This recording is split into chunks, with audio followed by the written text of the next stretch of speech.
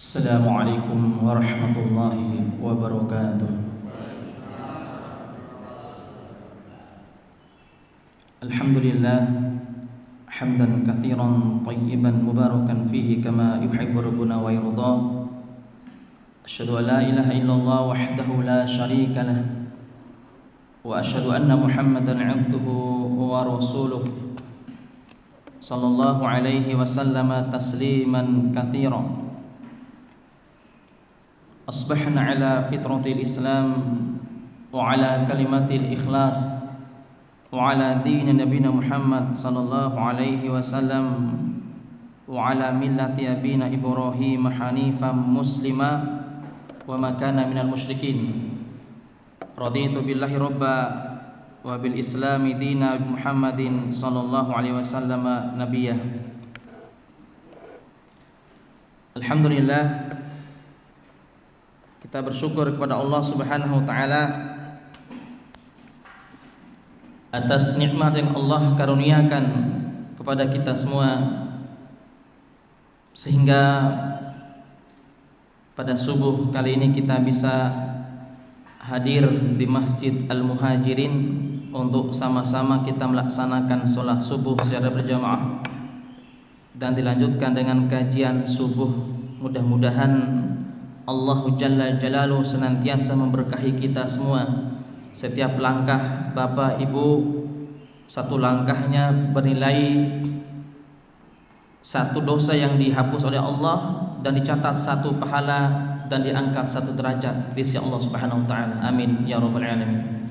Salawat serta salam tidak lupa disampaikan kepada Nabi besar Muhammad sallallahu alaihi wasallam. Allahumma shalli wa sallim wa barik alaihi. Bapak Ibu sekalian yang dirahmati Allah,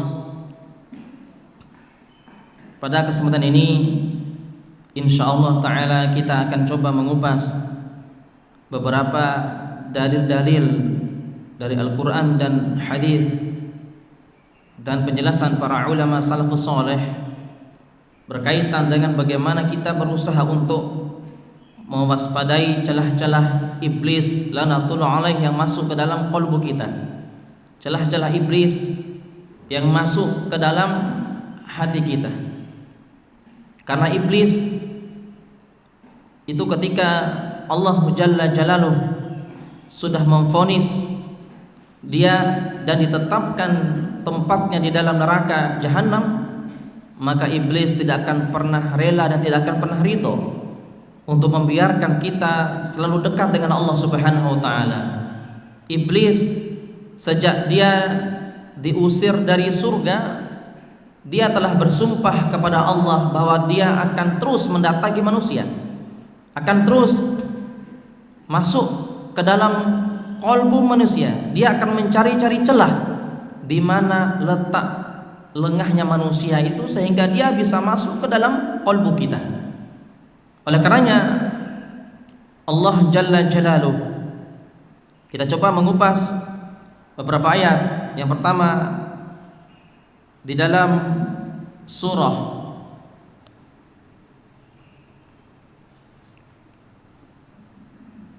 Shad, di dalam surah Shad di ayat yang ke-73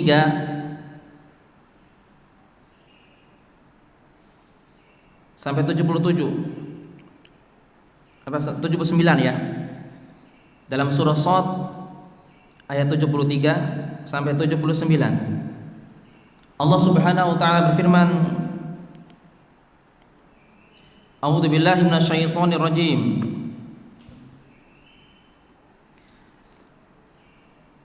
Fasajadal malaikatu kulluhum ajma'un.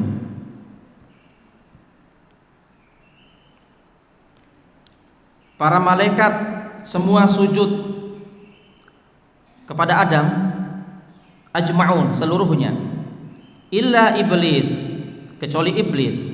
Istakbara, iblis itu sombong, wa kana minal kafirin, dan iblis termasuk hamba yang kafir.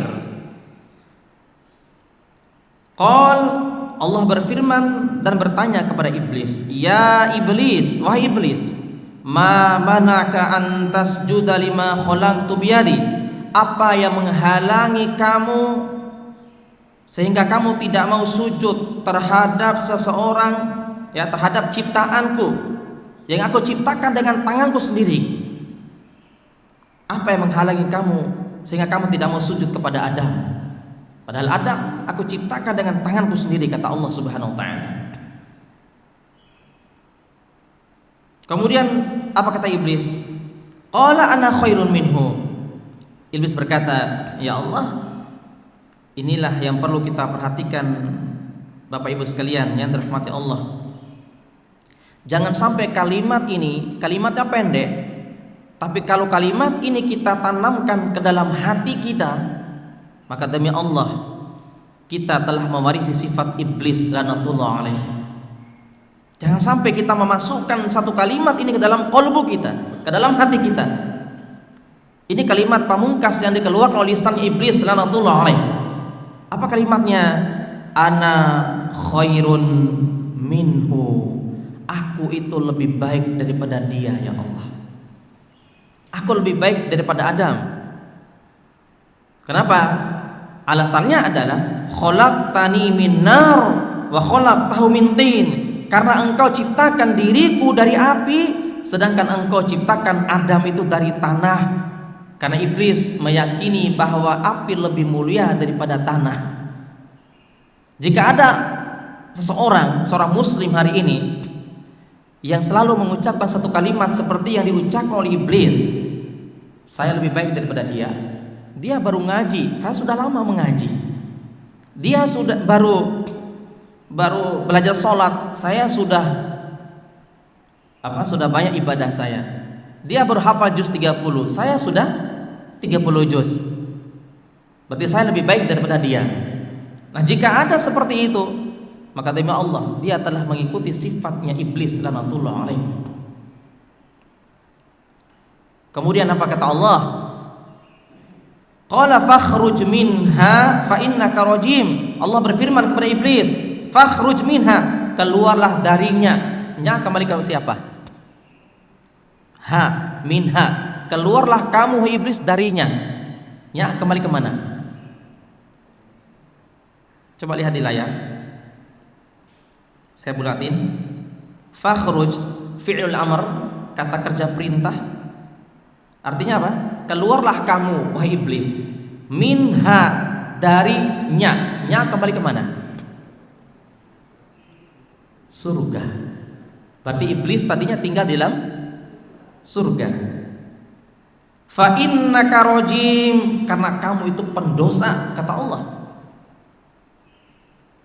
Kemudian Allah berfirman lagi, wa inna 'alaika la'nati ila yaumiddin, dan atas kamu wahai iblis aku timpakan laknatku bagimu sampai hari kiamat. Aku melaknat kamu sampai hari kiamat, kata Allah, kata iblis. Allah melaknat iblis.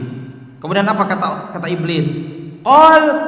Iblis berdoa kepada Allah. Coba Bapak Ibu sekalian, bisa kita garis bawahi bahwa iblis saja dia berdoa kepada Allah.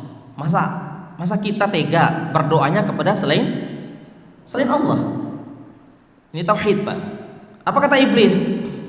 Rabbi fa'anzirni ila yaumi yub'atsun, ya Allah ya Rabb.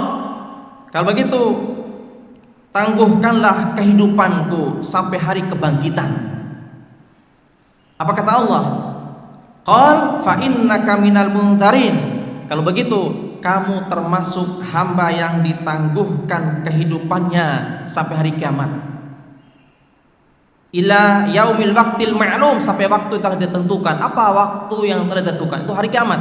Jadi iblis ditangguhkan kehidupannya sampai hari kebangkitan, Pak, sampai kiamat.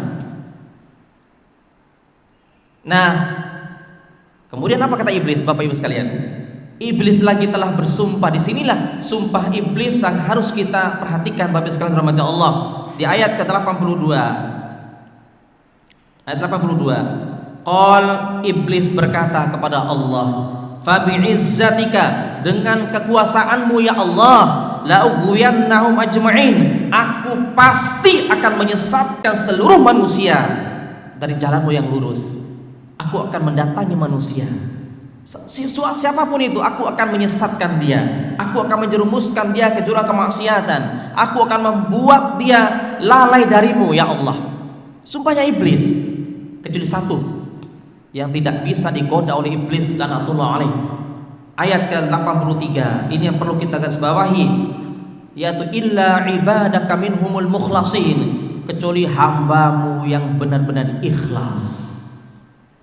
Orang yang ikhlas tidak akan bisa digoda oleh iblis laknatullah alaih.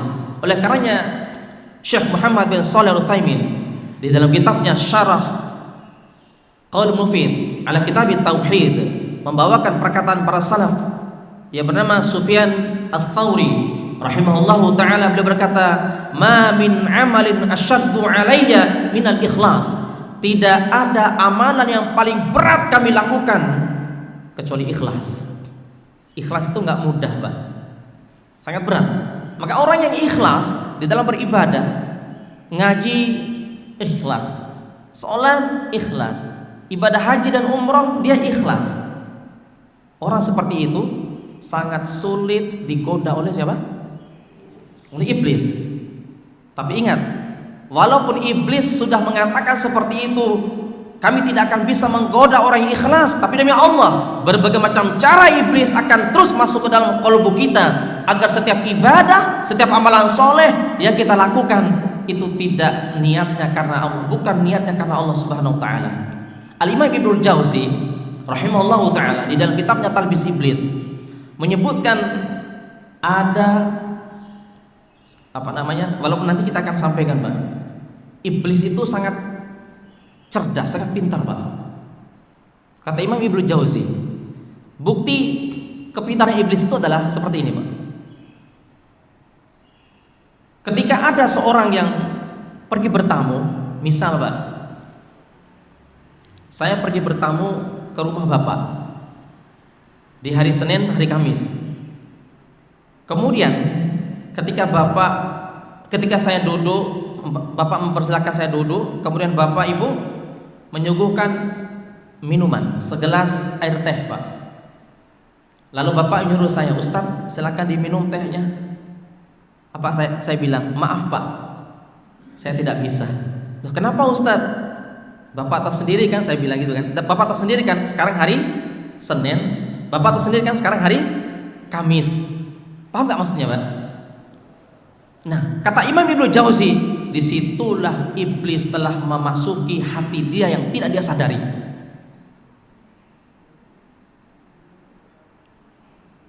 Dia tidak sadar bahwa iblis telah memasuki hatinya, Pak. Dia mengatakan, "Bapak tahu sendiri kan sekarang hari Senin," atau "Bapak tahu sendiri kan sekarang hari Kamis." Nah, saat itulah iblis telah memasuki kalbunya, tapi dia tidak sadar. Makanya kata Imam Ibnu Jauzi, lebih baik ketika dia bertamu di hari Senin, hari Kamis, dia sampaikan baik-baik, "Maaf, Pak, saya sedang berpuasa." Itu lebih selamat daripada kalimat yang pertama. Paham nggak ya? Lebih selamat, "Maaf, Pak, Bu, saya lagi puasa sunnah." Selesai. Tapi ketika Bapak Ibu mengatakan, "Maaf, Pak, Bapak tahu sendiri kan ini hari Senin," nah itu iblis masuk itu. Ya. Cuma kita nggak sadar, Pak. Oleh karenanya Bapak Ibu sekalian yang dirahmati Allah Subhanahu wa taala, jadi iblis itu akan terus membuat kita, Pak, terlena, membuat kita terjerumus ke dalam kemaksiatan kepada Allah Subhanahu wa taala. Makanya iblis itu tidak membuat orang itu langsung kesurupan, tidak. Tapi iblis itu masuk ke dalam hati kita, tapi kita sendiri tidak tahu bahwa iblis telah masuk ke tubuh kita, Pak. Kita tidak sadar. Coba kita lihat lagi di dalam surah Al-A'raf, lihat di layar. Di dalam surah Al-A'raf Allah Subhanahu wa taala berfirman, "A'udzu billahi minasy syaithanir rajim." Di ayat ke-12 ya.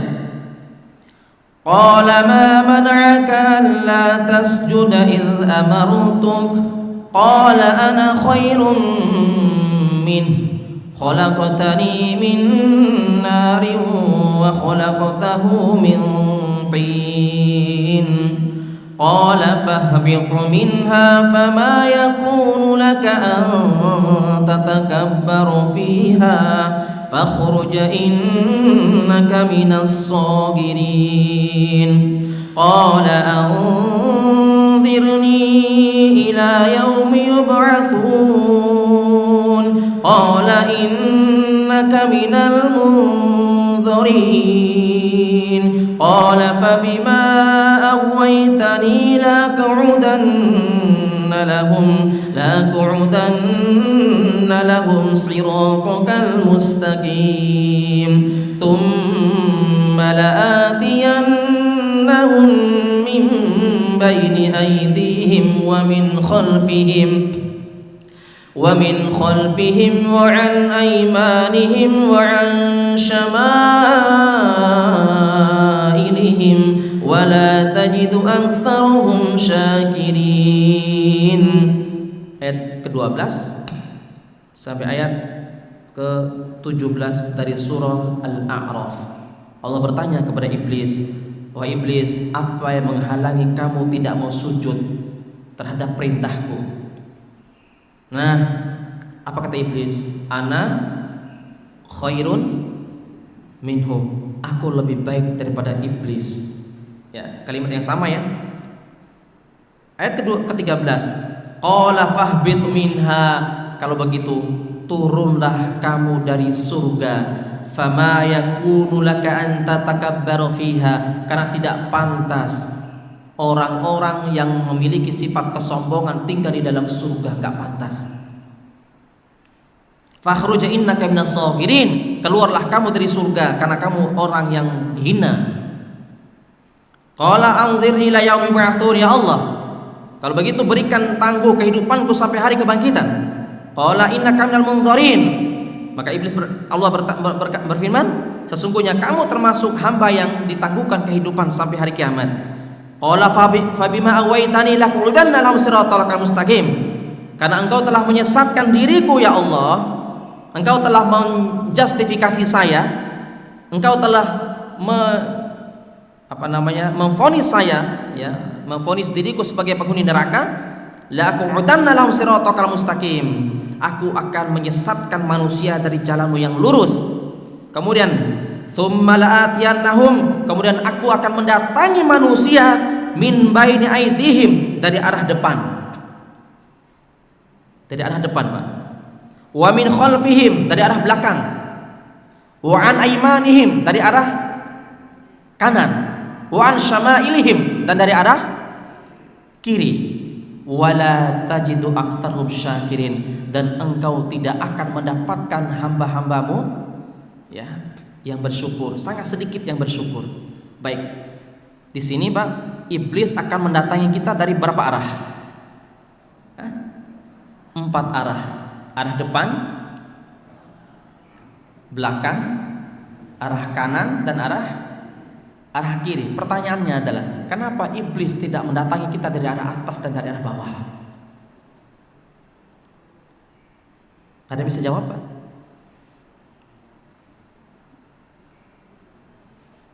Kenapa kira-kira?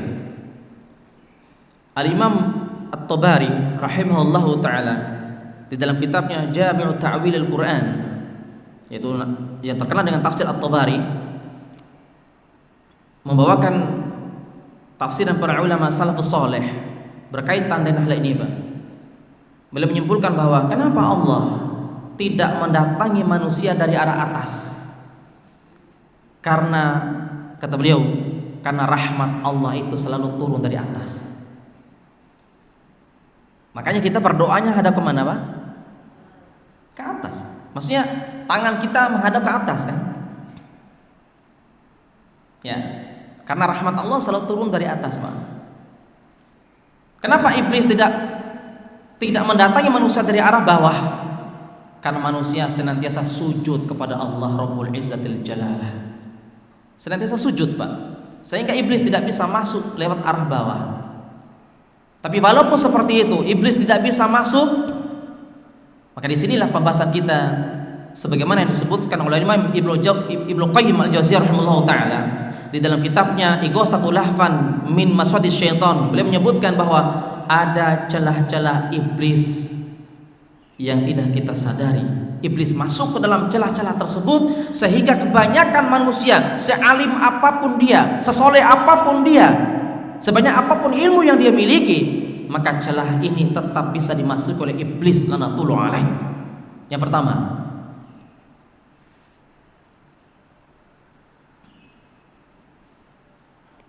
celah iblis. Yang pertama adalah kostrum ya. Ya, celah yang pertama adalah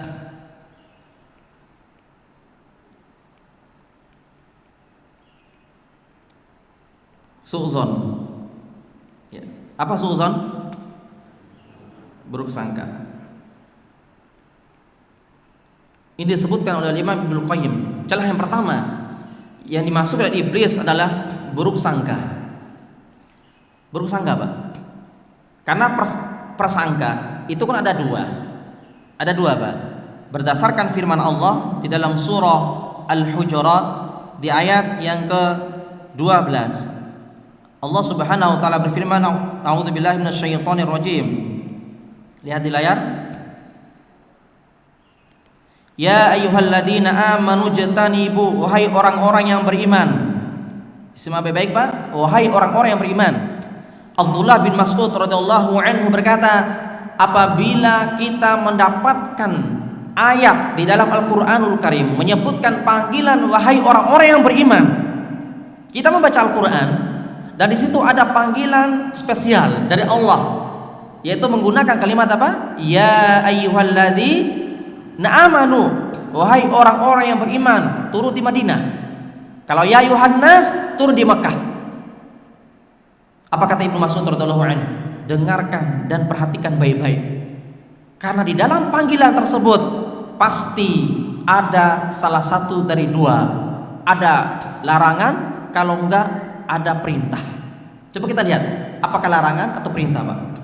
Ya ayyuhalladzina amanu jtanibu katsiran minadh-dhonn, wahai orang-orang yang beriman, jauhilah oleh kalian kebanyakan prasangka.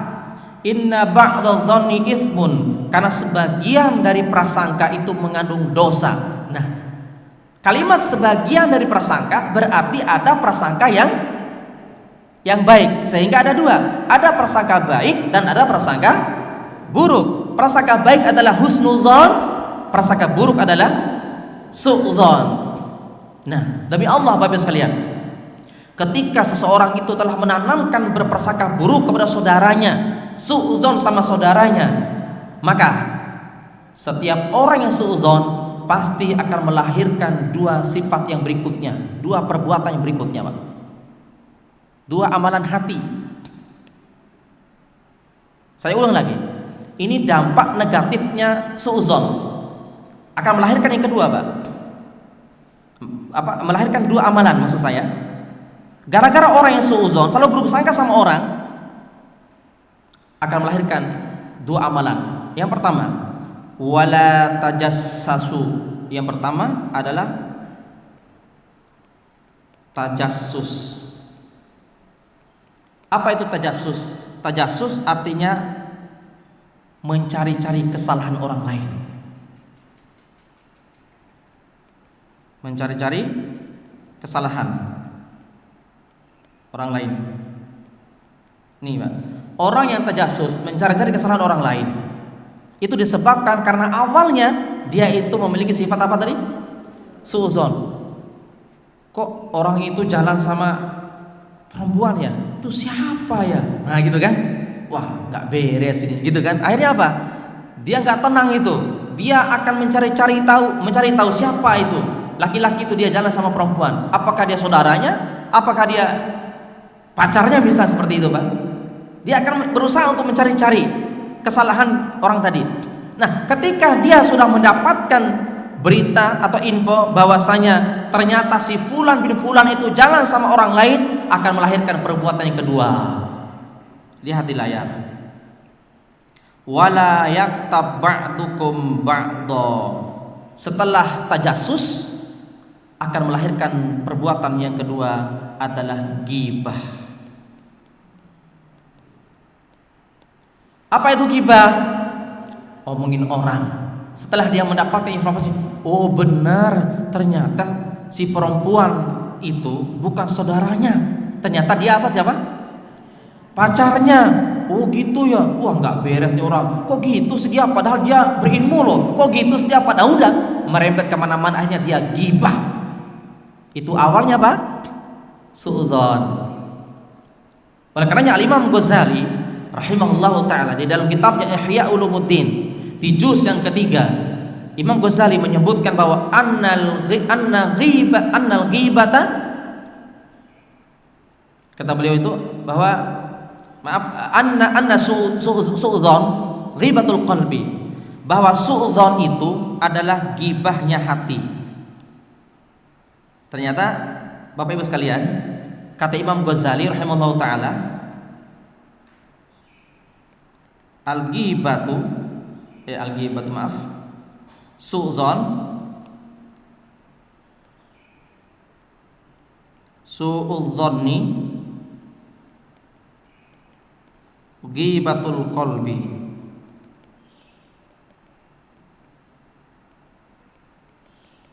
Ya, su'udzonni ghibatul qalbi, kata Imam Ghazali. Berburuk sangka itu adalah gibahnya hati. Jadi gibah itu enggak harus dengan lisan, Pak. Ya, karena gibah itu kan biasanya apa? Pakai lisan, Pak. Omongin orang, duduk berkumpul di satu tempat. Ya, kemudian omongin orang. Akhirnya apa? Yang tadinya majelis ilmu berubah menjadi majelis gibah. Ya, majelis gibah, Pak. Nah, kata Imam Ghazali rahimahullahu taala bahwa su'udzon, berburuk sangka, itu adalah gibahnya qalbu, gibahnya hati. Maka hati-hati, Pak. Jangan sampai su'udzon ini ada di dalam qalbu kita, ya. Kemudian yang berikutnya, kata para ulama bahwa su'udzon itu walaupun kelihatan sepele, tapi dampak untuk ibadah kita itu sangat besar. Imam Ibnu Qudamah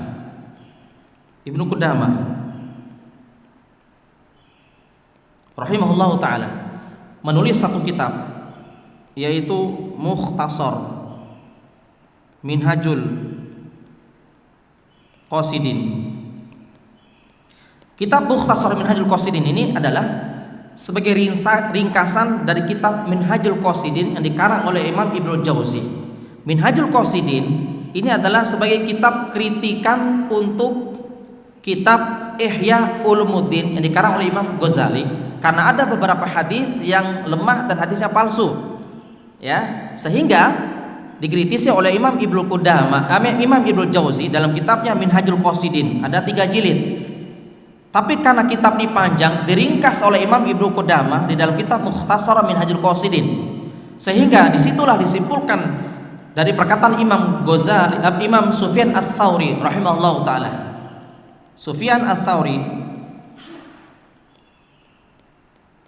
rahimahullahu taala seorang ulama tabi'in senior. Beliau rahimahullahu taala pernah berkata seperti ini, Pak. Hurrimtu qiyamul laili bi sittati asyhuri bi dambin wahid adnabtu.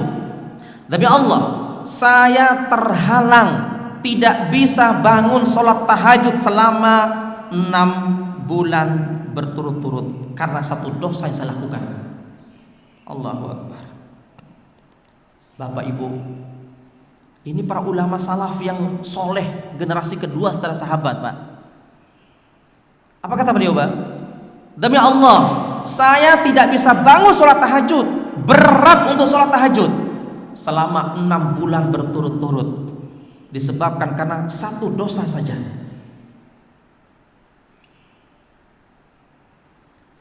Satu dosa, ya, satu dosa yang beliau lakukan, ya. Pertanyaannya adalah, bagaimana dengan kita, Pak Ibu? Berapa dosa yang kita lakukan? Kemarinlah, hari Sabtu kemarin, kira-kira berapa dosa yang kita lakukan, Pak? Banyak. Ibu-ibu banyak nggak? Dosa apa yang paling banyak, Bu?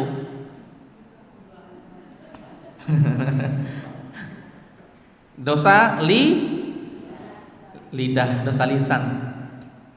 Dosa lisan nih walaupun tak bertulang, cuman apa? Gampang goyang kiri, goyang kanan. Makanya Rasulullah menyebutkan apa? Hal yakubun nasu wujuhahum finnari bi alsinatihim.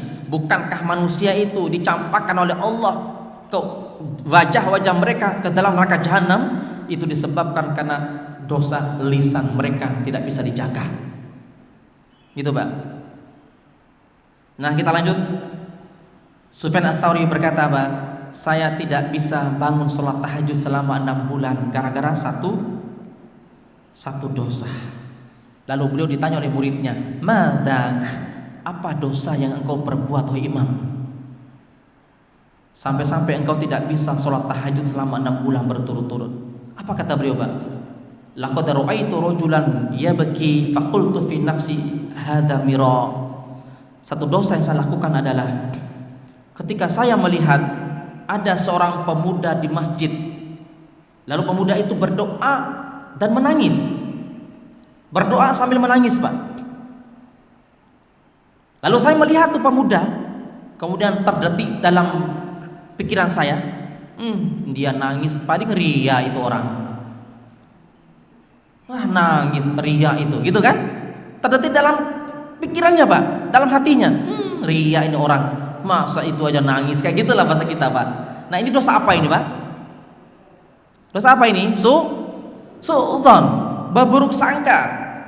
Nah, gara-gara dosa berburuk sangka, satu saja dosa yang beliau lakukan itu membuat beliau tidak bisa bangun sholat tahajud. Berat untuk sholat tahajud selama 6 bulan berturut-turut. Allahu Akbar. Lalu bagaimana dengan kita, Pak? Kita sudah pasang alarm nih. Alarm jam 3. Bangun gak kira-kira? Bangun. Ngapain? Matiin alarm. Terus apakah sholat? Belum. Ustadz, saya bangun kok jam 3:30. Ngapain, Pak? Ke toilet. Setelah itu apa? Tidur lagi gitu. Allahu Akbar. Itu kalau kita, Pak. Pertanyaannya adalah apa yang menyebabkan berat itu semua? Dan disinilah disebutkan bahwa yang menyebabkan seseorang itu sulit untuk bangun sholat tahajud, menyebabkan seorang itu juga berat untuk membaca Al-Quran, tidak bisa menghatamkan Al-Quranul Karim, baru membaca 1 halaman sudah ngantuk, sudah bosan, udah ambil HP, simpan Al-Quran. Wallahi itu semua disebabkan karena dosa hati yang dia lakukan. Dosa hatinya, Pak. Dosa hati tadi. Makanya sahabat yang mulia Utsman bin Affan radhiyallahu anhu, sebagaimana diriwayatkan Imam Baihaqi dalam kitab Syu'abul Iman, apa kata Utsman bin Affan? "Lau anna qulubana tahurat ma syabi'na min kalami rabbina." Seandainya hati kita ini bersih dari dosa dan maksiat, bersih dari kotoran hati, maka kita tidak akan pernah kenyang untuk membaca Al-Qur'anul Karim. Bisa jadi dosa suudzon inilah yang kita lakukan, Pak, sehingga berat untuk membaca apa? Al-Quran. Baik. Kemudian yang kedua, celah iblis yang kedua. Kira-kira sudah paham ya, Pak? Masalah suudzon ya. Berarti kita apa? Lebih baik mendepankan apa? Husnuzon. Dan bukan hanya berbaik sangka sama manusia saja, tapi yang lebih utama, yang lebih didahulukan adalah bagaimana kita sebagai seorang hamba selalu berbaik sangka kepada Allah Jalla Jalaluhu. Jangan suudzon sama Allah. Contoh, Pak, kenapa saya berdoa ini ya Ustadz? Saya sudah lama berdoa meminta satu ini sama Allah, tapi kenapa Allah belum mengabulkan? Mungkin Allah itu sudah tidak cinta sama saya. Mungkin Allah itu sudah cuek sama saya. Mungkin Allah itu sudah menjauhkan dirinya dari saya. Seperti itu. Itu suudzon, berburuk sangka sama Allah. Makanya Allah berfirman apa? Ana 'indadh-dhanni bi 'abdi. Aku itu tergantung prasangka hambaku. Kalau hambaku berprasangka baik kepadaku, aku akan memberikan kebaikan kepada dia. Tapi sebaliknya, kalau hambaku berprasangka buruk kepadaku, aku akan memberikan keburukan kepada dia. Itu, Pak. Ini berkaitan dengan kolbu semua nih. Berkaitan dengan apa? Hati, Pak. Makanya termasuk minum obat apa macam itu, tetap kita berbaik sangka sama Allah. Termasuk apa namanya? Kita minum obat habatus sauda. Kita yakin sama Allah bahwa habatus sauda syifaun min kulli da'in. Obat bagi seluruh penyakit. Obat bagi seluruh penyakit, Pak. Ya, termasuk hari ini saya sedang sakit. Sudah lama kita nggak ketemu, Pak ya. Sudah berapa kali pertemuan nih? Saya sakit hampir 3 bulan hanya berbaring di rumah. Sakit saya lumayan, Pak. Ini, Pak, meningitis.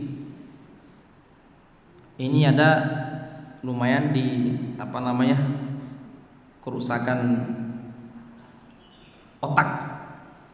Makanya kadang kalau ngomong itu kadang apa namanya, kadang lupa, Pak, gitu. Tapi alhamdulillah semoga selama kajian ini nggak lupa deh, nggak lupa dalil, insya Allah. Jadi saya terapi berobat ke dokter setiap hari Sabtu di terapi strum otak, Pak, di strum otak ini. Kemarin hari Sabtu kemarin. Baik, kita lanjut lagi, Pak.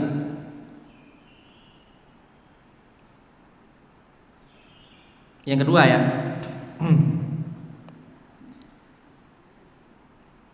Yang kedua, celah iblis yang kedua adalah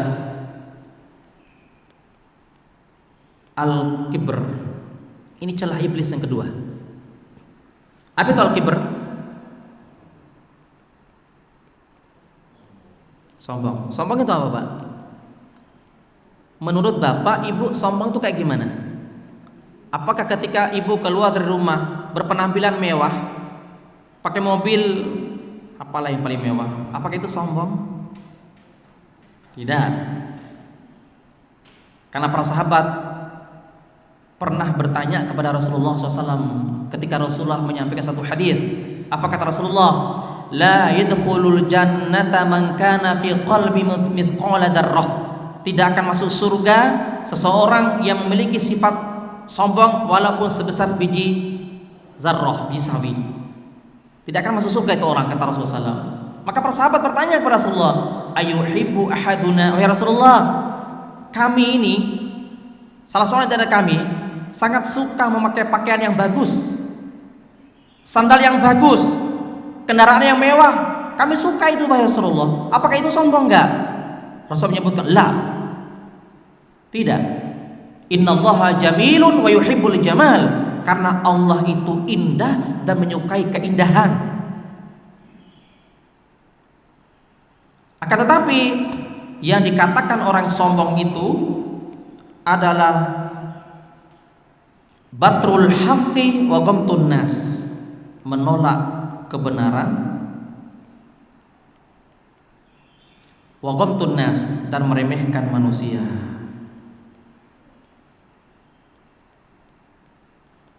Nah, inilah orang yang sombong sesungguhnya, Pak.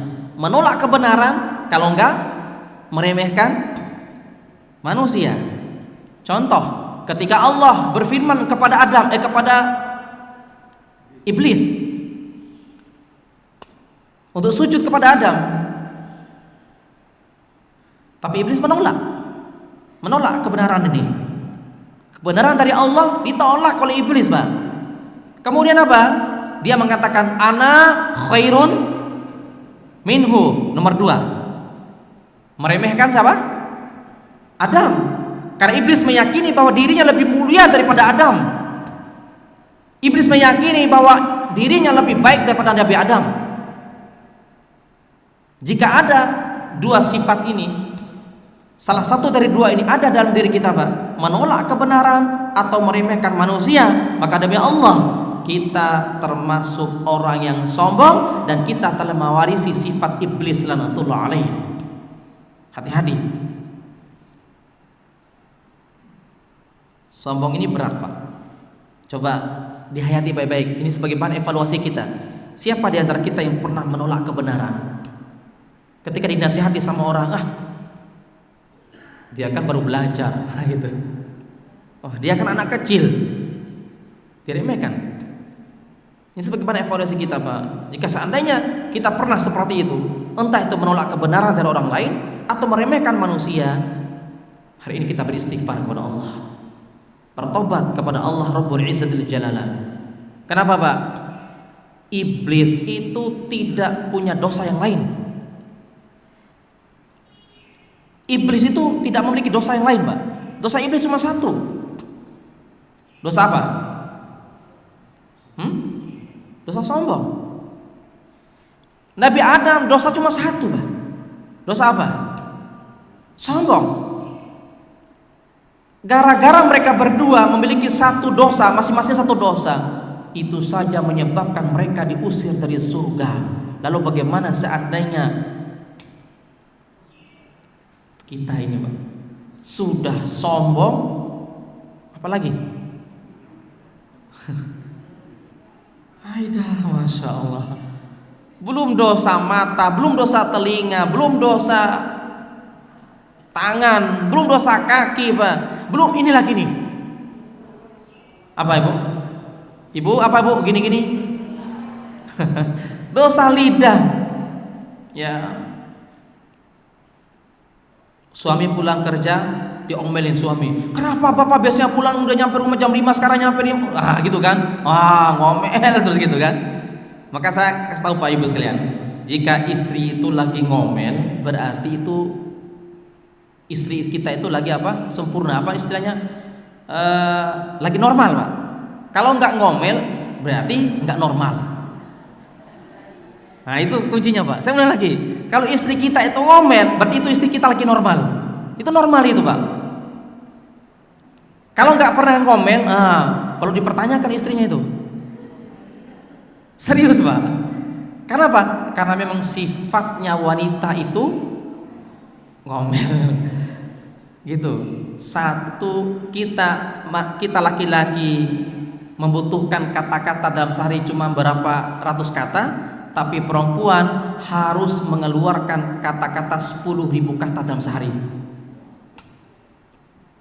10.000 kata harus dikeluarkan semua. Makanya dengan cara ngomel, nah itu sudah berapa ribu kata itu dikeluar itu.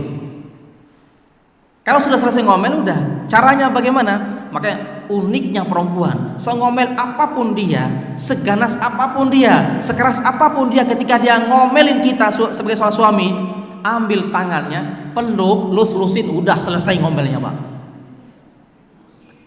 Apalagi kalau peluknya pakai amplop yang isinya warna merah semua, udah selesai itu sudah. Bukan ibu-ibu di sini, ibu di luar maksud saya.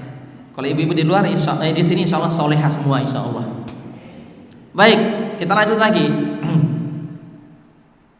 Dan ini apa namanya? Sifat al-kibr, sombong, hati-hati, Pak. Sehingga para ulama salaf yang bernama Imam Hasan Al-Mubarak Hasan Al-Basri. Ini ulama senior dari kalangan tabi'in. Beliau memberikan tips kepada kita supaya supaya terhindar dari sifat apa? Sombong ini, Pak. Tolong dicatat baik-baik, diingat ya, diaplikasikan dalam kehidupan kita. Ini sangat bagus sekali, Pak. Imam Hasan Al-Basri memberikan kiat-kiat supaya kita tidak memiliki sifat sombong. Perkataan ini saya nukil dari kitab Ihya Ulumuddin di juz yang ketiga oleh Imam Ghazali. Imam Hasan Al-Basri ditanya, "Wahai ya Aba Sa'id, ma ra'aitani tawadhu'?" Wahai Imam, bagaimana pendapat engkau tentang tawadhu? Orang yang tawadhu itu seperti apa? Maksudnya apa? Bagaimana kiat-kiat menurut engkau supaya terhindar dari sifat sombong itu, wahai Imam? Maka Imam Hasan Al-Basri mengatakan, "Antakhruja min manzilik wa la talqa musliman illa ra'aita lahu 'alaika fadlan," kata beliau. Itu indah sekali, Pak. Beliau mengatakan, ketika engkau keluar dari rumahmu ketika engkau keluar dari rumahmu, tidaklah engkau bertemu dengan seorang muslim kecuali engkau menganggap orang itu lebih baik daripada dirimu. Saya ulang lagi. Yang pertama, seorang muslim yang umurnya lebih senior, lebih tua. Yang kedua, yaitu lebih junior, lebih muda.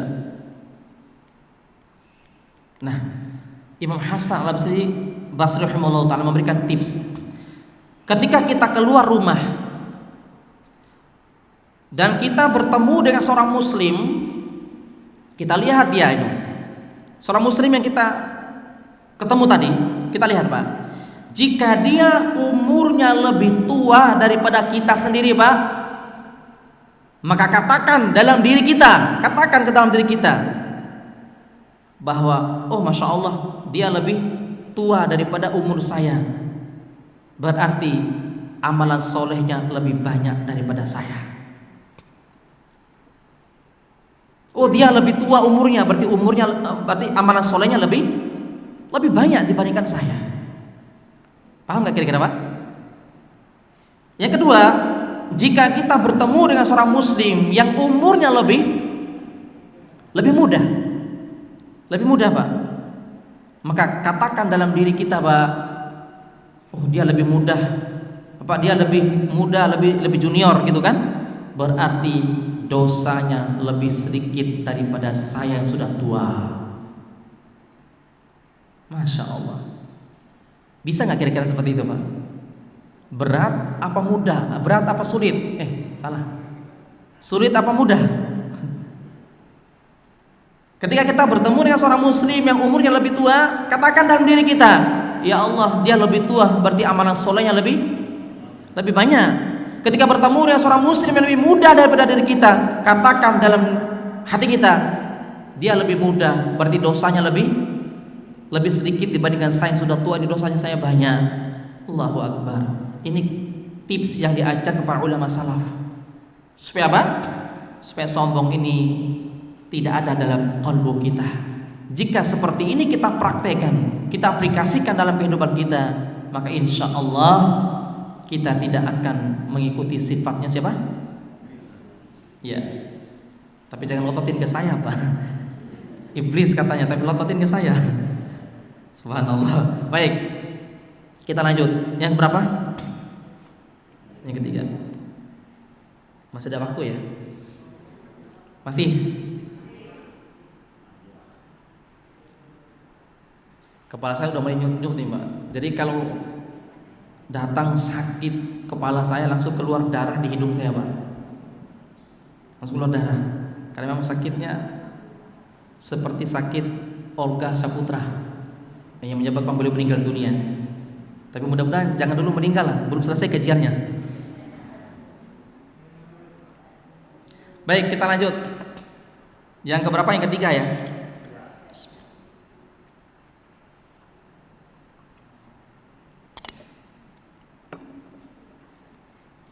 Yang ketiga sekarang,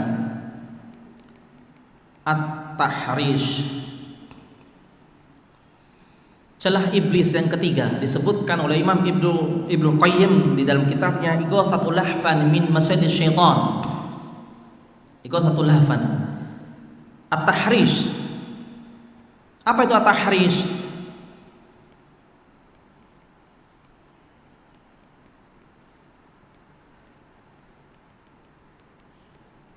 Memecah belah umat Islam.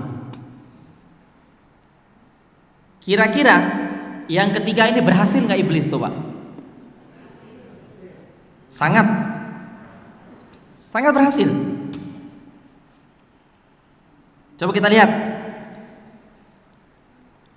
Mulai dari ayat surah Ali Imran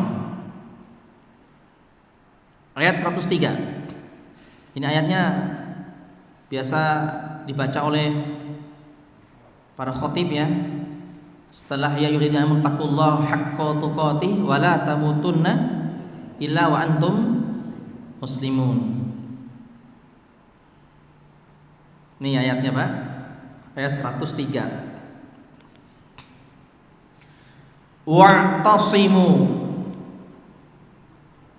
Wa'tasimu bihablillahi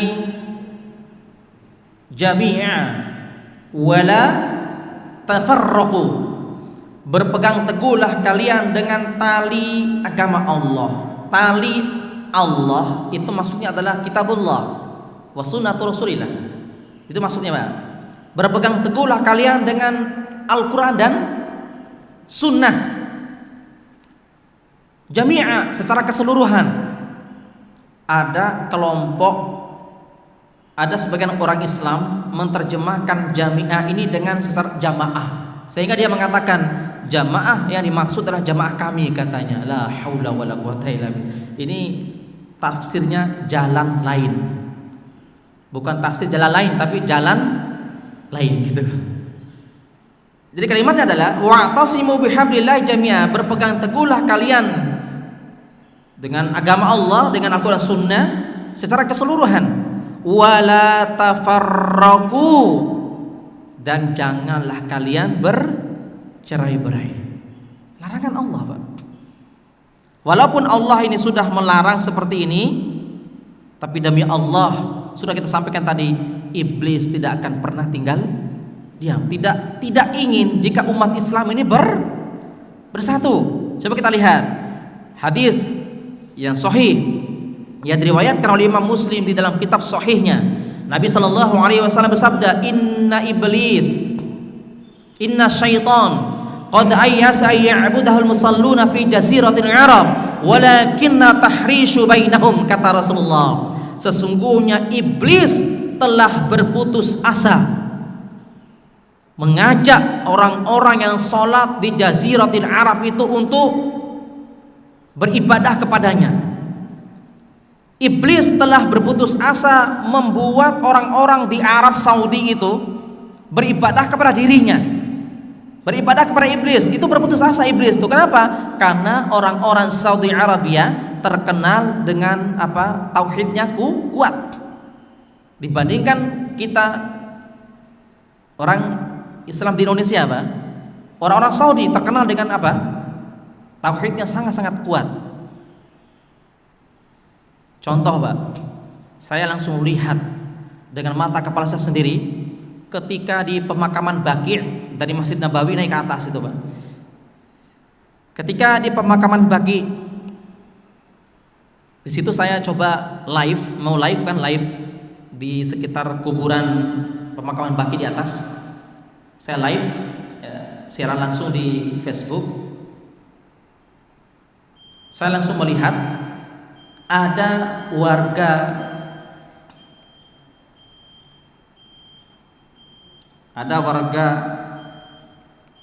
ini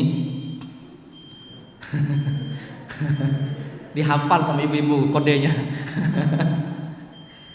Saya tidak menyebutkan namanya, menjaga kode etik jurnalistik. Ini ya, mengambil tanah kuburan sedikit di pemakaman Baqi'.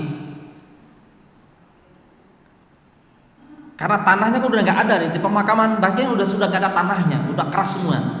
Ya, dia lihat askari yang keliling, kemudian dia colek sedikit, lalu dia masukin ke dalam kain, udah masukin ke kantongnya. Ternyata bisa jadi keyakinan dia itu untuk sebagai penglaris dagangannya. Nauzubillah min dzalik. Dia tidak yakin bahwa rezeki kita sudah ditentukan oleh siapa? Allah Subhanahu wa taala. Ini warga ini nih, Pak. Warga 62. Subhanallah. Kita lanjut kembali ke hadis tadi, Pak. Rasulullah menyebutkan inna syaitana qad ayyas ay ya'budal musalluna fi jaziratil Arab. Sesungguhnya iblis telah berputus asa membuat orang Jaziratul Arab untuk beribadah kepada iblis. Berputus asa itu iblis. Walakinna tahrishu bainahum, namun iblis tidak akan pernah putus asa membuat mereka berpecah belah. Jelaskan hadisnya, Pak. Iblis tidak akan pernah berputus asa membuat umat Islam berpecah belah, berkubu-kubu. Kubu satu mengatakan saya lebih baik, kelompok saya yang paling benar. Kubu yang kedua mengatakan kelompok kamu salah, kelompok saya yang paling benar. Kubu ketiga mengatakan saya surga, kamu neraka. La haula wala quwata illa billah. Jangan, Pak. Jangan apa? Seperti itu. Makanya ada satu nasihat dari seorang ulama,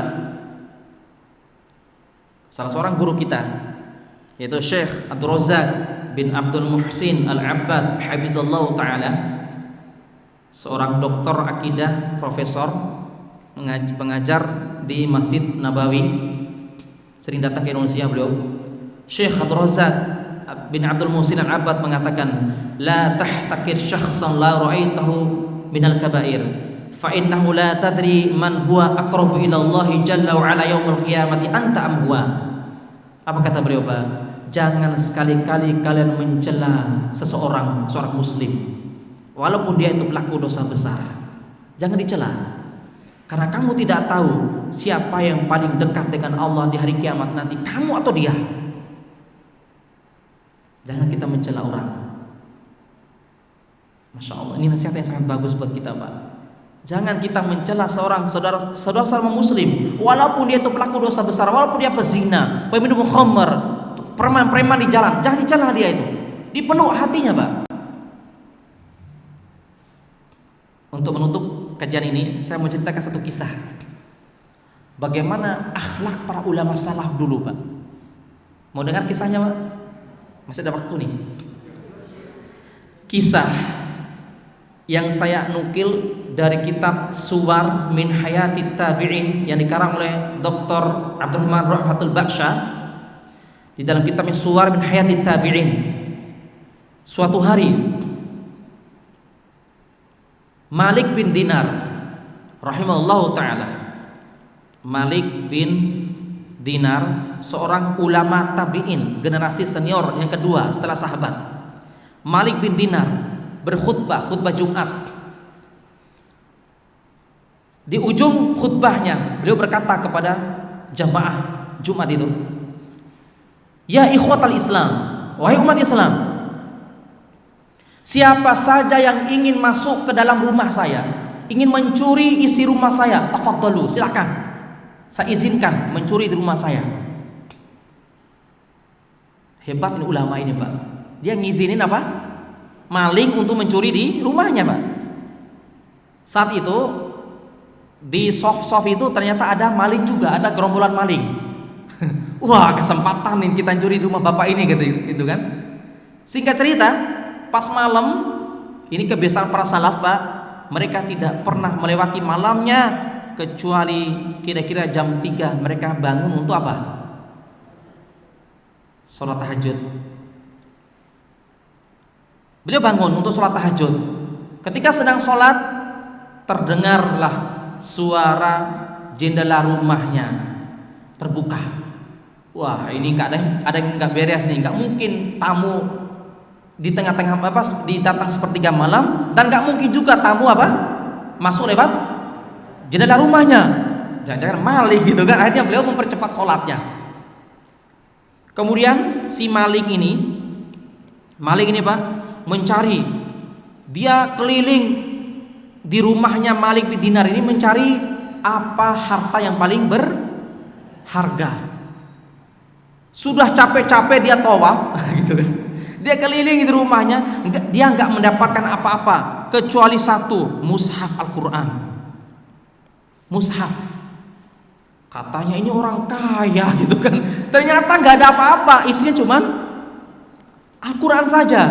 Akhirnya diambillah Al-Quran. Akhirnya dia apa? Ingin kabur karena dia melihat Malik bin Dinar sudah selesai sholat tahajud.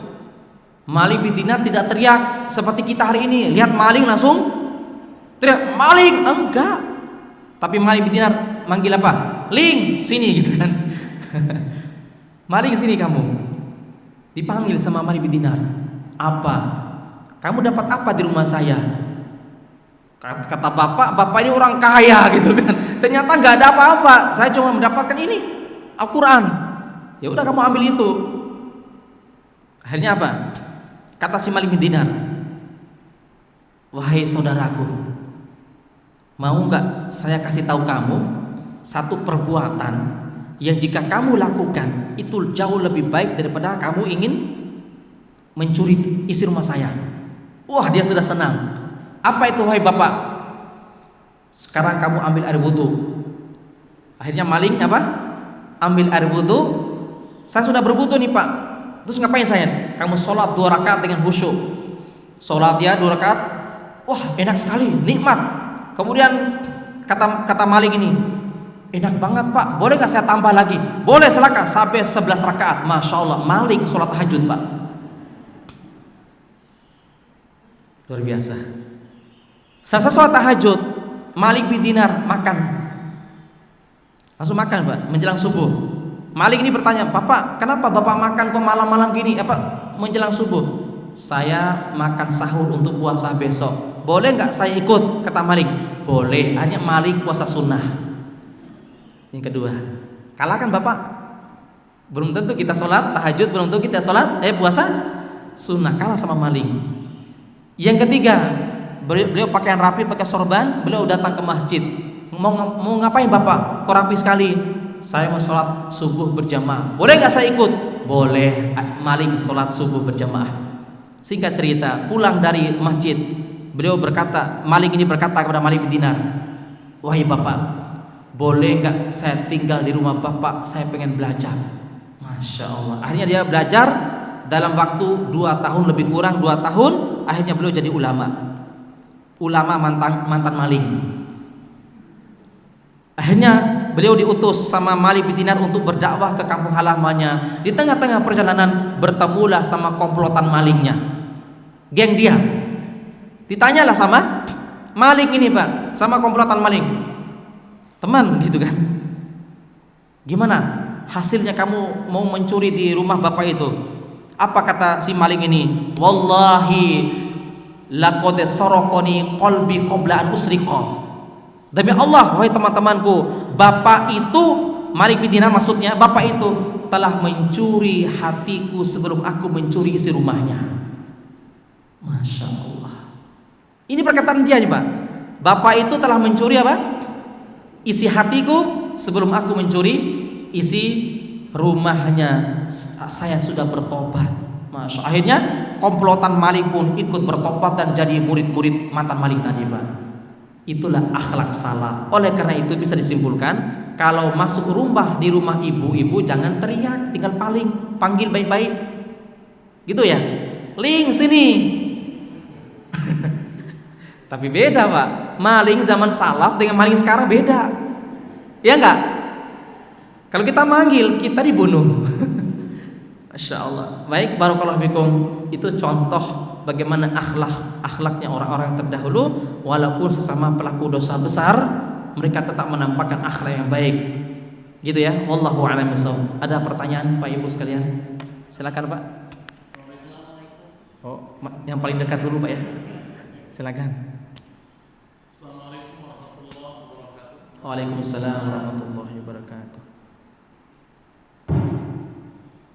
Bapak Ustaz yang kami hormati, saya benar sakit Bapak, sangat mengkhawatirkan. Kami yang hadir saat ini mendoakan Bapak. Jazakumullah khair. Mudah-mudahan Pak Ustaz sehat walafiat kembali. Amin. Seluruh penyakitnya Allah ujikan Bapak. Amin ya rabbal alamin. Allahumma nas adhibil ba'sa syifaa sabila syifaa ila syifaa syifaa min kulli. Amin ya rabbal alamin. Pertanyaan saya ini amat penting sebab ini pertanyaan dari seorang yang mau kembali di dalam. Sementara kapasitas ilmu saya sangat terbatas. Allah nyatakan pasal ada ini bahasa. Ini ada orang yang seorang perempuan bisnis sukses, tetapi dalam bisnis itu tidak murni halal. Tidak apa-apa? Tidak murni halal. Jadi yang dijual itu minuman, Ya. Ya. khamar dan sebagainya. Kemudian pertanyaannya adalah, sekarang dia bertobat kepada Allah. Iya. Juga pertanyaan kepada saya itu, tentu dalam setiap 10 tahun harta-harta beliau itu tercampur dengan yang Haram. Dan tidak ingat lagi, tidak bisa dibilang mana yang haram dan yang halal. Iya. Tapi kasar dia bukan hanya yang halal juga. Nah, bagaimana hukumnya? Saya memakan harta saya yang tidak ingat lagi mana yang halal dan yang mana yang halal. Ini berkaitan dengan dikabulkannya doa dan sebagainya. Kemudian yang kedua, ini dia punya modal, masih ada punya modal itu lebih dari 2 miliar dari hasil jualan minuman keras. Subhanallah. Lebih dari 2 miliar. Dan restorannya itu kan di bawah ada makanan halal, di atas itu Yang haram. di lantai 2 itu yang haram semua. Ya, baik. Pertanyaannya, harus kemana uang yang lebih dari 2 miliar ini? Apakah dimanakan? Apakah bisa dipakai untuk kepentingan sosial atau sebagainya? Itu 2 saja pertanyaan. Ya. Masih banyak pertanyaannya. 2 dulu, Pak. Ya. Nah, barakallahu fikum. Jazakumullah khairan, Pak. Terima kasih banyak atas doanya. Semoga Allah memberkahi Bapak tadi dan keluarganya insyaallah. Allah Subhanahu wa taala berfirman di dalam surah Al-Baqarah ayat 172. A'udzubillahi minasyaitonir rajim. Ya ayyuhalladzina amanu kulu min thayyibati ma razaqnakum washkuru lillahi in kuntum iyyahu ta'budun. Wahai orang-orang yang beriman,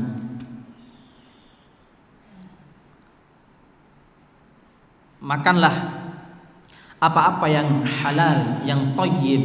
Thayyib itu kan halalan thayyibah, yang baik, yang halal. Wahai orang beriman, makanlah apa-apa yang halal, yang thayyib, yang kami rezekikan kepada kalian. Washkuru lillah, serta apa? Wajib bagi kalian untuk bersyukur kepada Allah. In kuntum iyyahu ta'budun. Jadi gini, Pak. Ayat ini menyebutkan bahwasanya perintah untuk senantiasa makan yang halalan thayyibah, halal thayyibah.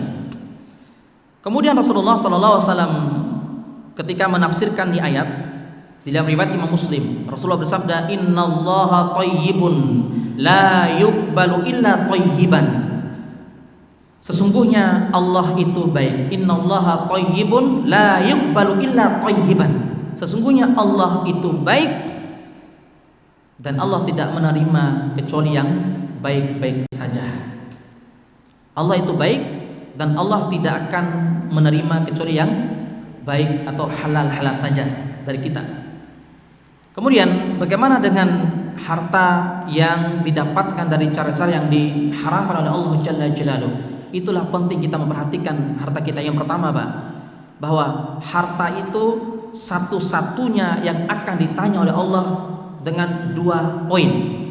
Karena yang ditanya sama Allah nanti kan ada 4. 3 cuma 1 pertanyaannya, 4 2 pertanyaannya. 1 itu apa, Pak? Yang pertama tentang ilmunya, yang ditanya hanya apakah kita amalkan nanti apa tidak ilmu kita.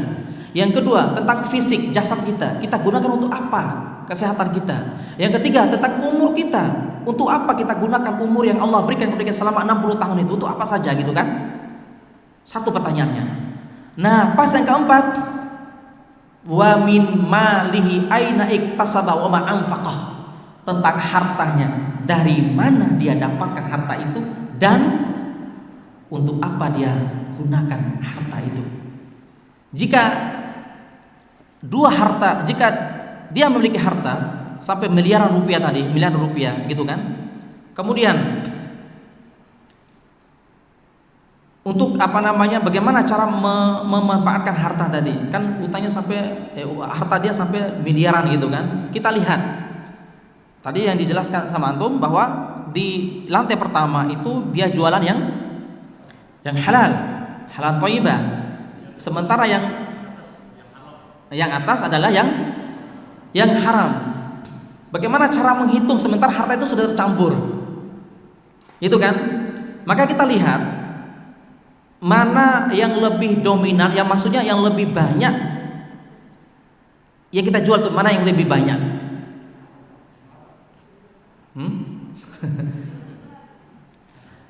Jadi yang lebih banyak itu misalnya seandainya harta yang atas yang lebih banyak, maksudnya yang haram lebih banyak daripada yang halal, maka kita dengan berkeyakinan, bertekad serta niatnya karena Allah ingin bertobat, ambillah sesuai dengan yang halal yang bawah itu saja yang kita ambil, Pak.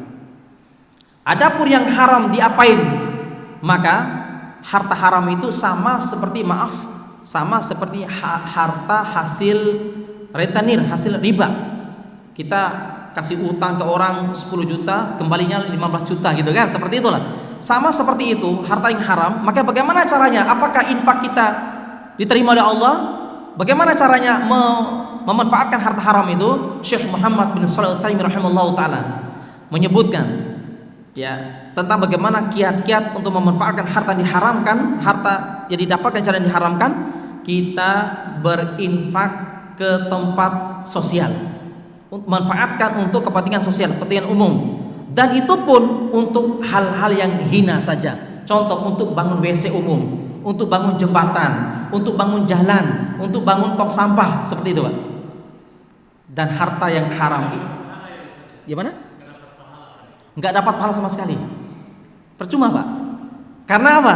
Karena Allah telah menyebutkan innallaha thayyibun la yuqbalu illa thayyiban. Sesungguhnya Allah itu maha baik dan Allah tidak akan menerima pahala ganjaran dari orang kecuali yang baik, yang halal saja. Itu dalilnya. Adapun orang yang berinfak dengan harta yang haram itu seperti seseorang yang nyimpan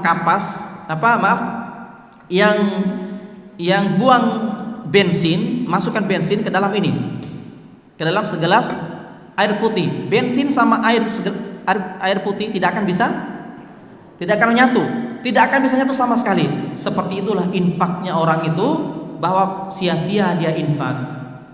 Tapi ingat, bukan sia-sia di sini yang kita lihat, tapi membersihkan hartanya itu yang kita lihat, Pak. Ya, apakah dia mendapatkan pahala nggak ketika dia 2 miliar dia infakkan seluruhnya untuk umum? Apakah mendapatkan pahala? Dia mendapatkan pahala bukan pahala infaknya, tapi pahalanya pahala niat dia bertobat kepada Allah tadi. Itu pahala dia dapatkan. Rasulullah sallallahu alaihi wasallam bersabda, "Innamal a'malu binniyat." Sesungguhnya Allah akan mencatat pahala seorang tergantung pada niatnya. Dan bukan hanya niat yang dilihat, tapi caranya itu juga yang dilihat oleh Allah, gitu kan? Jadi Allah hanya menerima pahala dari niat hijrahnya, niat taubatnya, niat ingin hijrah dia tadi. Adapun pahala infak dengan uang haram tadi sedikit pun tidak diterima oleh Allah Subhanahu wa taala. Sia-sia, Pak. Dan alhamdulillah orang seperti itu mulia di sisi Allah, insyaallah. Ada satu hadis sebagai penutup, sebagai penguatkan tadi, Pak.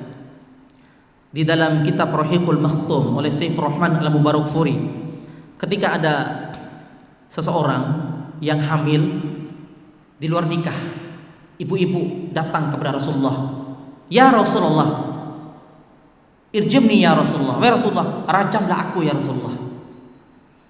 Apa kata Rasulullah? "Malak, apa yang menyebabkan kamu meminta kepada saya untuk merajam kamu?" Apa kata si wanita ini? "Saya telah berzina." Apa kata Rasulullah? Rasulullah memerintahkan kepada para sahabat, "Coba periksa ini wanita ini. Jangan-jangan dia depresi ini. Jangan-jangan dia gila ini. Jangan-jangan dia enggak sadar nih, kok tiba-tiba minta rajam." Dicek oleh para sahabat, ya Rasulullah, dia normal ya Rasulullah. Ya Rasulullah, saya normal, kata wanita ini. Saya normal, saya tidak terpaksa, saya sadar ya Rasulullah, saya pengen bertobat. Rasulullah bertanya kepada wanita tadi, apakah kamu sekarang sedang haid atau sedang hamil? Saya sedang mengandung 3 bulan ya Rasulullah. Kalau begitu, kamu datang lagi ketika kamu sudah melahirkan. Ini menunjukkan bahwa tidak boleh menikahi wanita juga yang sedang hamil. Walaupun mazhab Syafi'i mengatakan boleh menikahi wanita yang sedang hamil, tapi tidak boleh berjima, hanya menikah saja. Kemudian kita lanjut. Singkat cerita, setelah Said 9 bulan, kemudian dia melahirkan, dia menggendong anak, dia datang ke Rasulullah. Ya Rasulullah, saya sudah melahirkan, ini anak hasil zina saya Rasulullah. Kemudian kata Rasulullah SAW, 2 tahun lagi baru ke sini, kamu pulang lagi. Disuruh apa? Menyusui. Luar biasa. Pulang dia. Selesai 2 tahun, baru dia datang. Ya Rasulullah, saya sudah menyusui selama 2 tahun anak saya ini. Rajamlah saya Rasulullah. Kemudian Rasulullah mau nyuruh kepada para sahabat untuk menggali lubang sampai seleher, lalu ditimbun, kemudian dirajam, dilempar pakai batu sebesar genggaman sampai meninggal dunia. Bangunlah Umar bin Khattab radhiyallahu anhu. Ditunjuk-tunjuk sama Umar, betapa kejinya kamu, betapa dosanya kamu, betapa besarnya dosa kamu ya wanita. Dicela sama siapa? Umar bin Khattab radhiyallahu anhu. Rasulullah mengatakan, "Ya Umar, la tahtakirha ya Umar." Jangan kamu mencela dia. Jangan kamu mencaci maki dia. Demi Allah wahai Umar, seandainya seluruh amalan penduduk Madinah dikumpulkan lalu ditimbang dengan siapa? Dengan amalan si wanita yang bertobat tadi, maka demi Allah, maka yang lebih berat ditimbangan di sisi Allah adalah amalan si wanita ini dibandingkan amalan seluruh penduduk Madinah. Allahu Akbar. Gara-gara apa? Ikhlas dia bertobat. Kita doakan semoga saudara kita tadi dimudahkan oleh Allah untuk hijrah insyaallah. Ya, insyaallah Pak. Barakallahu fikum. Terakhir silakan Pak. Waalaikumsalam warahmatullahi wabarakatuh. Mohon izin bertanya, tadi disampaikan bahwa manusia yang nyatanya adalah setan. Gimana Pak? Bahwa musuh yang nyata bagi manusia adalah setan. Baik. Untuk tidak masuknya setan ke kolom kita dengan ikhlas. Yang ingin saya tanyakan, bagaimana kiat-kiatnya kita untuk menjadi orang yang ikhlas? Baik. Dan bagaimana ciri-ciri orang yang ikhlas? Terima kasih. Barakallahu fikum. Sangat bagus sekali pertanyaannya. Jadi pertanyaan pertama, tadi sudah kita sampaikan bahwa ikhlas itu perbuatan yang sangat berat ya, nggak mudah. Jadi afwan Pak, jadi pendengaran saya khusus yang kiri itu mulai sedikit bermasalah karena memang saraf kan, karena setiap dia sakit itu langsung nih keluar darah Pak. Baik, pertanyaan pertama itu adalah apa tadi Pak? Kiat-kiat ya, kiat-kiat supaya bisa menjadi ikhlas. Bukannya 2 tadi pertanyaan Pak? Bukan 2 tadi pertanyaannya. Oh ya, ciri-ciri orang ikhlas. Baik, yang pertama kiat-kiatnya. Bagaimana kiat-kiatnya?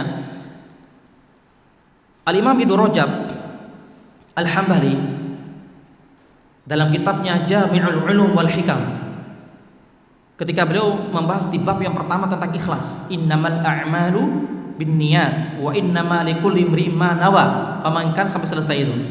Ibnu Rajab Al-Hambali rahimahullahu taala menyebutkan bahwa ada beberapa kiat supaya kita tetap ikhlas. Yang pertama adalah muraqabatullah. Muraqabatullah. Yang pertama adalah merasa diri selalu diawasi oleh Allah. Merasa diri selalu diawasi oleh Allah, Pak. Yang kedua, musyahadatullah. Merasa diri disaksikan oleh Allah. Jadi ketika kita beribadah, kalau kita sholat, berarti kita sedang dialog sama siapa? dengan Allah. Kita sedang berhadapan dengan Allah, maka kita pakaiannya rapi kan. Berarti Allah yang melihat apa yang kita lakukan, gitu kan Pak. Supaya apa? Supaya kita senantiasa ikhlas. Yang ketiga, ini disebutkan oleh Imam Ibnu Qayyim di dalam kitabnya Madarijus Salikin, Pak. Ketika beliau membahas iyyaka na'budu wa iyyaka nasta'in, dibahas oleh Ibnu Qayyim. Kita gabungin saja. Yang ketiga,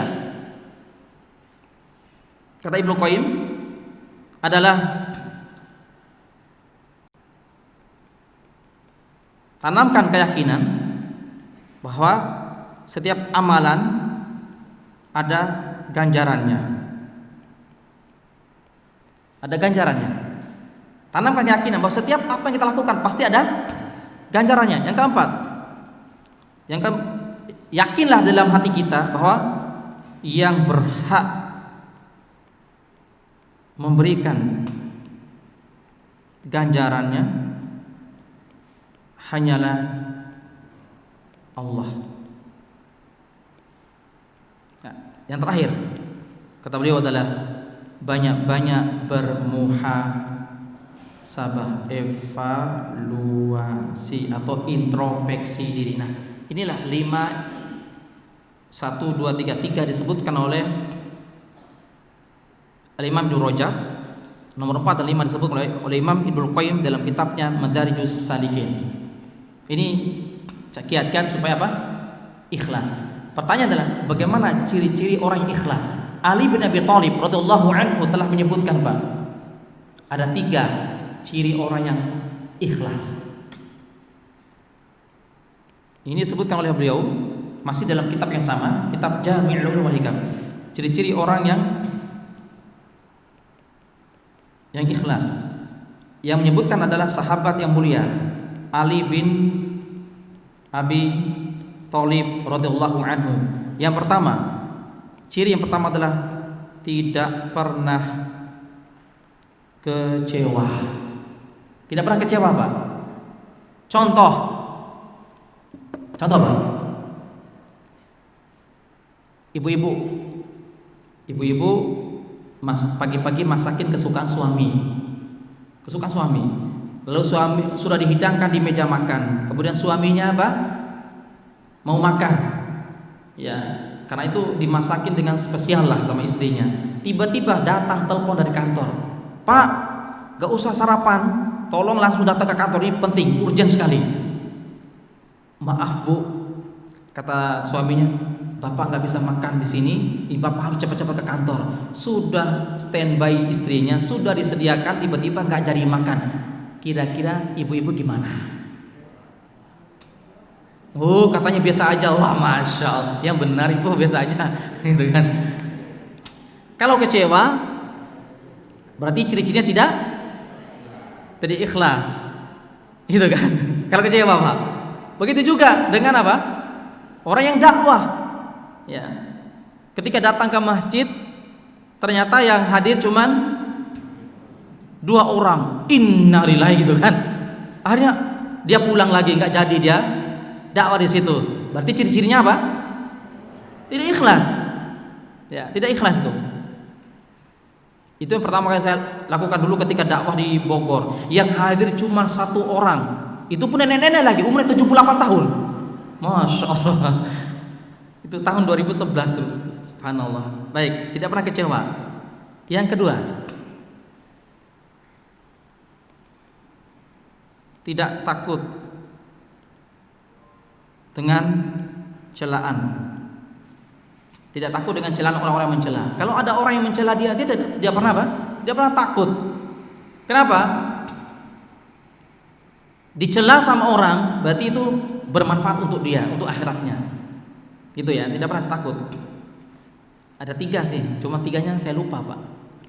Ya, wallahu a'lam bishawab. Ini lagi, soalnya lagi ngeblank nih. Mudah-mudahan bermanfaat. Semoga Allah Subhanahu wa taala membimbing kita semua agar senantiasa menjadi orang yang ikhlas, menjadi orang yang benar-benar pecinta sunnah Nabi sallallahu alaihi wasallam. Karena Bapak Ibu sekalian, demi Allah, orang yang paling nikmat itu adalah ketika kita diberikan nikmat, dipahamkan di atas sunnah Nabi sallallahu alaihi wasallam. Kita tutup dengan doa kafaratul majlis. Subhanaka bihamdik asyhadu an la ilaha illa anta astaghfiruka wa atubu ilaik. Saya ucapkan jazakumullahu khairan kepada Bapak Ibu sekalian yang telah membantu rumah Quran kami, rumah Quran yang ada di Depok ya. Alhamdulillah dengan bantuan Bapak Ibu sekalian, alhamdulillah berjalan dengan lancar ya. Barakallahu fikum. Assalamualaikum warahmatullahi wabarakatuh.